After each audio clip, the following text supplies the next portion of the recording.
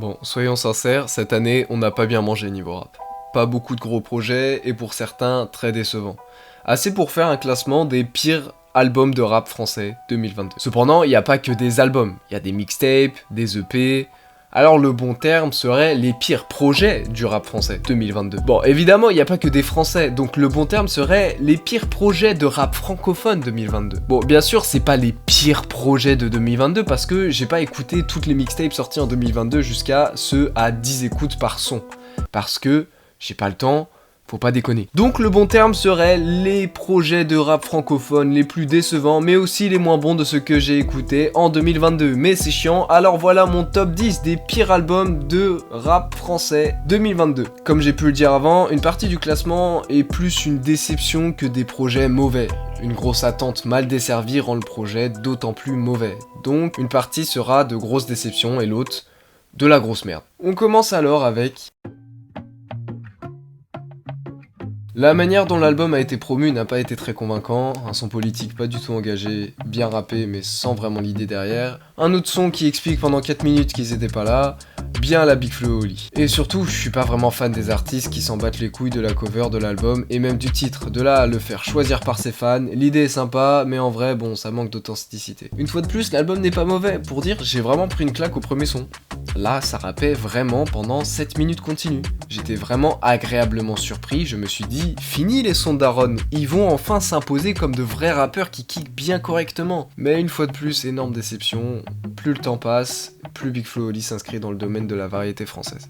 Ça rappe vite pour faire plaisir aux collégiens, ça fait des feats avec Julien Doré et Francis Cabrel pour faire plaisir aux darons. Je dis ça mais le feat avec MC Solar est super avec de bonnes paroles et une structure de morceaux archi intéressante. Faut pas oublier que Big Flo et Oli savent vraiment bien rapper. Ils font même partie des plus gros kickers de France. Mais ça les intéresse plus de rapper. Et libre à eux de choisir ça. Ça me dérange pas du tout, l'album est pas mauvais mais c'est pratiquement plus du rap. C'est pas grave. Cependant, c'est plus du rap. C'est un bon album de variété, mais pas un bon album de rap. Là, on parle vraiment de déception, parce que l'album n'est vraiment pas mauvais et loin de là. Tout y était pour faire un bon album. Des feats intéressants, une préparation beaucoup plus longue et surtout un contexte idéal. En pleine période du Covid, un album bien complotiste à la Vald, c'est un super thème à avoir. Une cover rappelant le QR code pour le pass vaccinal, un clip mettant en scène une seringue, franchement tout y était. Qu'on soit complotiste ou pas, c'est toujours agréable un album avec un thème bien ficelé. L'album commence avec Pandémie, qui est probablement le meilleur son de l'album, le son régale et va dans le sens du thème. Et puis après, une compilation de sons à la Vald. Genre les sons sont bons, mais bon, aucune surprise comme toujours depuis Xe, qui est clairement son meilleur album. Alors je dis ça, mais j'ai bien kiffé les sons, j'ai bien saigné l'album, mais bon, aucune surprise comme d'habitude depuis Xe. Du coup, on passe à autre chose au bout d'un mois ou deux. Et je pense pas être le seul à penser ça, vu aux ventes. La première semaine avec une technique de vente assez douteuse, consistant à vendre par pack de 5 avec des sons bonus les CD, et les sons bonus sont quand même bien foutage de gueule. Un cave de pacto, cheeseburger du McDo, ça se conserve longtemps le McDo.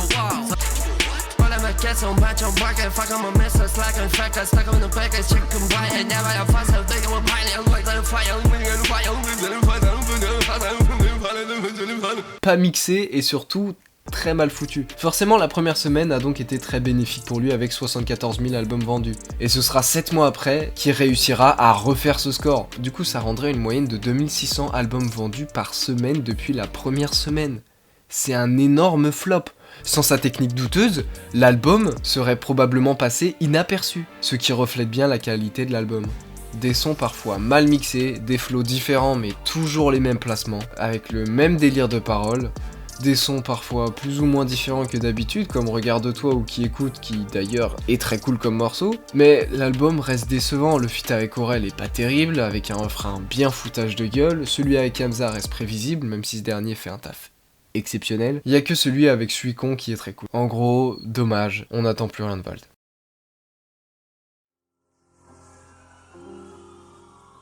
La définition d'un album oubliable. Gazo est cool, il chante bien, il a une voix pas commun, ça fait plaisir, mais bon. On rempliche de toute notre force sur ce genre de projet avec plus de 70% de refrains. Je sais pas si on se rend compte, genre l'album vide. Normalement, c'est censé être une moyenne de 35% le refrain. Pratiquement 50 minutes de drill, déjà j'en peux plus, et même pas bien fait. Enfin, la drill, le principe, c'est que ce soit kické, découpé.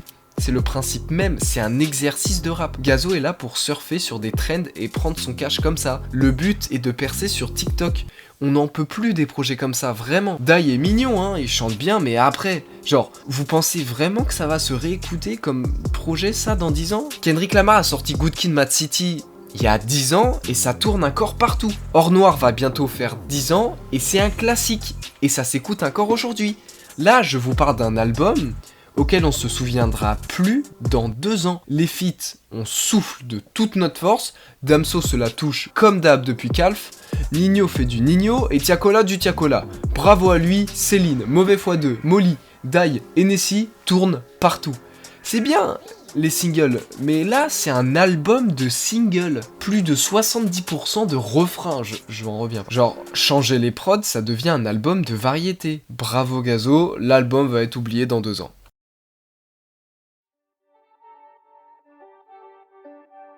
J'attendais beaucoup, leur collaboration était une évidence. Leur single était relativement bon, la suite ne pouvait être qu'au moins cool. L'album n'est pas mauvais, mais très répétitif et sans aucune saveur. C'est une fois de plus une déception qu'une daube. C'est même pas mal, mais assez décevant. Les abîmes, c'est ce que Caris et Crémy peuvent donner de moins bon. Que des punchs de merde, on dirait des parodies d'eux-mêmes. BBL, c'est clairement une tentative de galerie ratée, à la recherche du banger. Tous les jours, le refrain est immonde. Les deux n'ont pas été exceptionnels niveau refrain au long du projet. Goudronné, c'est un son intéressant, mais ça part pas. C'est ce genre de son qui m'ont pas fait apprécier le projet. Les meilleurs sons restent Chala, Apocalypse, parce que Freeze Corleone, comme d'habitude, fait un taf une fois de plus monstrueux, et Fichier S. J'espérais que l'entièreté du projet ressemble à ça. Il y avait une énorme attente, peut-être trop grande, alors ça a donné un projet plus décevant que mauvais. Il y a vraiment pas grand chose à dire, juste quel dommage de ne pas s'être davantage appliqué. Bon, je m'attendais à rien parce que le S-Crew, c'est pas un groupe qui me parle. Je trouve que ce n'est pas un bon groupe de rap. Et le problème majeur du groupe, c'est la différence lunaire de niveau entre Nekfeu et les 3 autres membres du groupe. Ce n'est pas du tout agréable de passer d'un couplet de Nekfeu à un couplet de Meukra. Genre, la différence est trop importante pour prendre du plaisir. Surtout quand le projet se résume à flex comme des queumés de 20 ans, sauf que c'est des darons de 30 piges qui disent encore nique la police à leur grand âge. Et on pourrait croire que bon, c'est pas de la faute à Meukra, Framal et 2R d'avoir pas le niveau pour cette exposition. Mais en fait si, un niveau de rap ça se travaille. Quand tu vois que les 3 Gugus n'ont pratiquement rien sorti de leur côté pour taffer un peu leur performance, ils attendent juste que Nekfeu revienne pour gratter un peu de sa sème.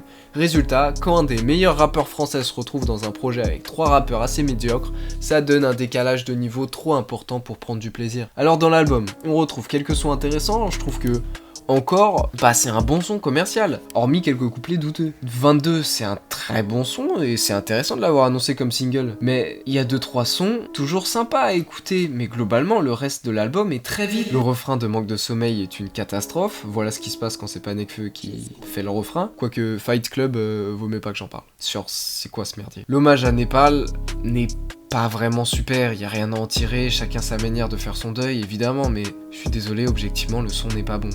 C'est très pudique comme son, ça se comprend, mais bon, il y a aucune phrase à retenir, c'est très bateau. Puis surtout, mettre le son juste avant le son commercial dans l'album, ça fait vraiment, j'espère qu'ils sont pas décrochés, on va les faire danser maintenant. J'attendais plus qu'une chose de l'album, le son avec Alpha One. Il a fait un 8 mesures. Putain! Il y a PLK qui rajoute de la fraîcheur en kickant vraiment bien, mais sinon l'album est vraiment pas ouf. Évidemment, à part celui de Nekfeu, les sons solos sont inutiles et très médiocres. On le remarque bien au nombre de streams qu'ils ont, qu'il s'agisse des sons les moins intéressants du projet. Bref, incompréhensible comment Nekfeu a pu valider ça, on retiendra juste que c'est un bon pote.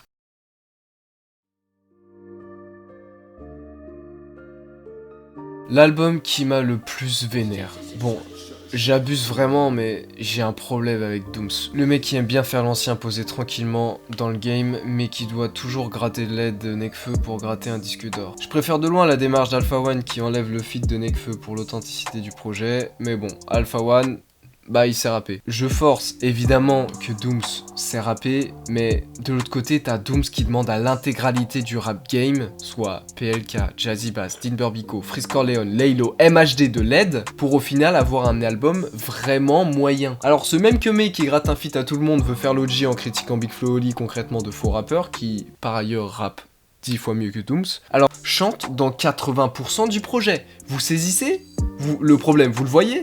L'irrespect du mec alors qu'il chante. Il a dit que Bébé Jacques rappait mal, alors que dans son album, il chante.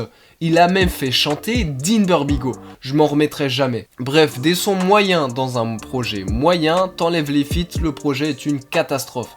Pourtant le single était vraiment bien, c'est probablement d'ailleurs le meilleur son du projet. Il a même bien demandé à Nekfeu de venir dans le clip pour qu'il marche. Bon, visiblement, faut aussi faire un bon son pour que ça marche. Non, vraiment, chaud.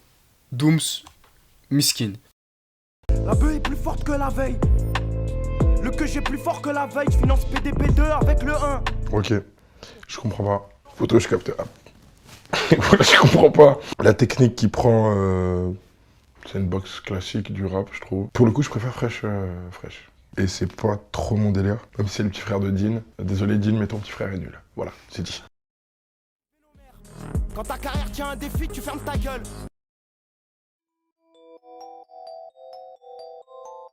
Je peux pas passer inaperçu, rien à foutre, je les mets ensemble parce qu'ils font la même chose. Faut arrêter, ce n'est pas du rap. Je dis pas ça de manière aigrie, mais ce n'est pas du rap. Aucun schéma de rime, aucun flow, aucune punch, juste des mélodies, et ce n'est pas une mauvaise chose en soi. Il faut de tout, mais ce n'est pas du rap. Bon, hormis les paroles douteuses et le taf mâché des mix dégueulasses, il faut prendre en compte que ces deux projets sont une fois de plus une compilation de musique plutôt qu'un album bien ficelé. Et c'est ça qui me saoule le plus, l'incohérence. Pourquoi donner un titre et une cover à un projet qui veut rien dire? Je salue le procédé de Naps, mais Jul, sérieusement, on a compris le délire ovni et tout, mais putain, la cover est dégueulasse. Enfin, bref, j'ai même pas envie d'en parler, pas de déception puisque c'est exactement ce à quoi je m'attendais. Honnêtement, le début de l'album de Naps était très cool, mais ça m'a vite cassé les couilles au bout de 3-4 sons. J'ai quand même préféré la Maxence à la Kiffance, mais bon. Je tiens à préciser quelque chose. J'en suis sûr que j'aurais kiffé les albums si j'avais la vie d'un Marseillais. Bien au soleil avec un pastis, en m'écoutant un bon album d'été. Moi, dans ma ville, il pleut tout le temps. Je comprenais vraiment pas pourquoi autant de gens aimaient Jul et Naps, mais j'ai fini par comprendre que si je vivais au soleil, avec un train de vie à la Marseillaise, bah j'écouterais peut-être pas Hugo TSR. Alors là j'ai compris, c'est pas mauvais, c'est juste pas pour moi. Vous vous souvenez quand je vous ai parlé de différence de niveau sur un projet? H22 est aussi ridicule qu'éclaté. Déjà, dire libérer nanana pour biper le blaze, ça sert à rien, à part s'inventer une crédibilité. Bonnet avant les ice, il est brr brr. Libéré. Libéré. Libéré. L'intro est ridiculement lent, ça part pas sans aucune raison. 30 minutes de drill qui fait saigner les oreilles, Freeze aurait pu sauver le projet, mais avait très probablement la flemme, ce qui est compréhensible. Il reste cependant acceptable sur le projet. Mais H, c'est catastrophique. Je vous jure que Ziak est plus crédible que lui. Le même flow, la même intonation, c'est trop chiant quand il rappe. Il lève jamais sa voix pour faire le mec brosson, mais du coup il rappe pareil durant l'entièreté du projet. C'est irrécupérable. Encore un bon pote qui a voulu donner un peu de SACEM à son pote. Y a aucun refrain qui va, c'est grave, ça se voit il voulait pas se la jouer chanteuse, ce qui est respectable. Mais dans ce cas-là, tentez rien. Là c'est vraiment catastrophique. Je pourrais donner des exemples comme Billet ou Moissanit, mais en vrai il suffit d'écouter n'importe quel son, c'est pas bon. Mais vraiment, ça en devient énervant. J'ai l'impression d'être un rageux, genre je suis très curieux si ça plaît à d'autres gens que les collégiens qui font des soirées drill. J'ai envie de me dire que c'est pas pour moi, mais je crois vraiment pas. Je crois que c'est juste pas bien du tout. Le projet est mou. Genre Freeze possède une flemme immense.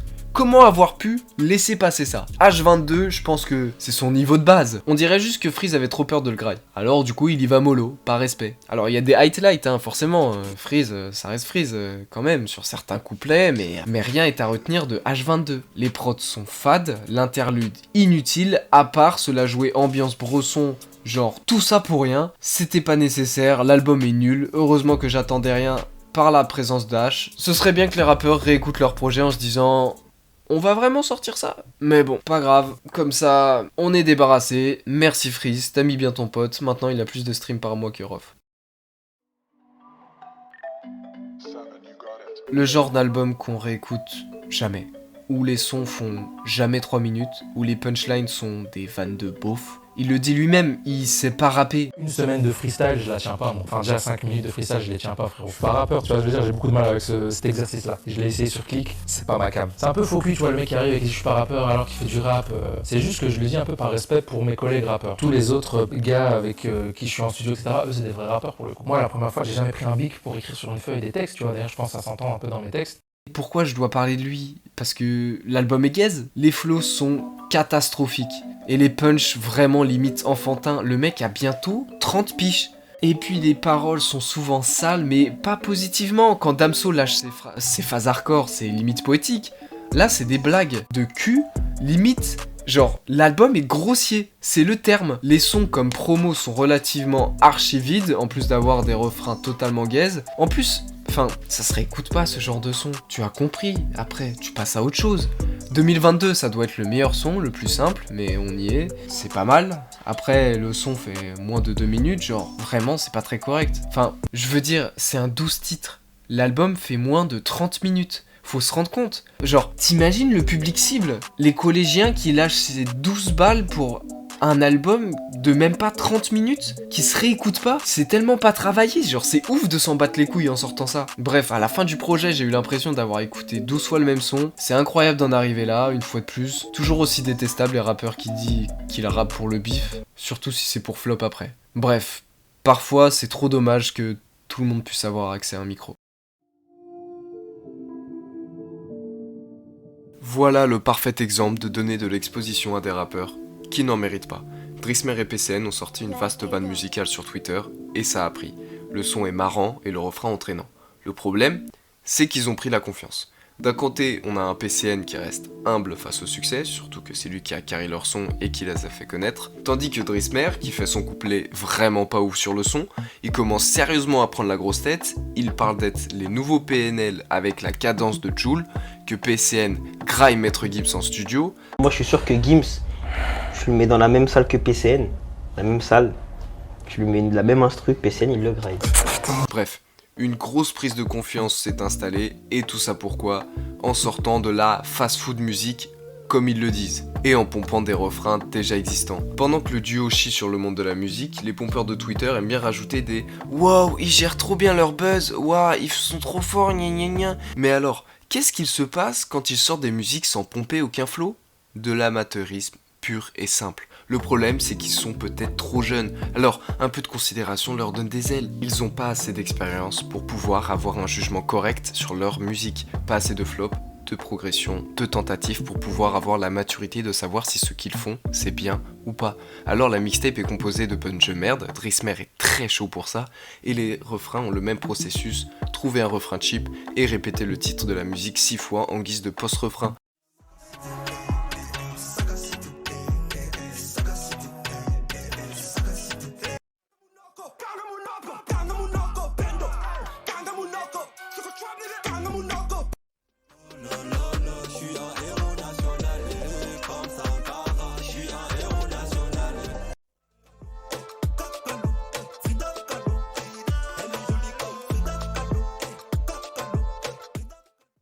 Cela explique alors un gros flop du projet, une bonne vanne s'arrête au bon moment. N'oubliez pas que c'est mon avis, mais sachant que mon avis est l'unique bon, ça montre que si vos classements sont différents du mien, vous avez alors tort. Alors oui, tant de négativité, ça fout un coup au moral, cette année n'était pas la meilleure du rap. Mais il y a eu du bon. Le top 10 des meilleurs albums de l'année arrive.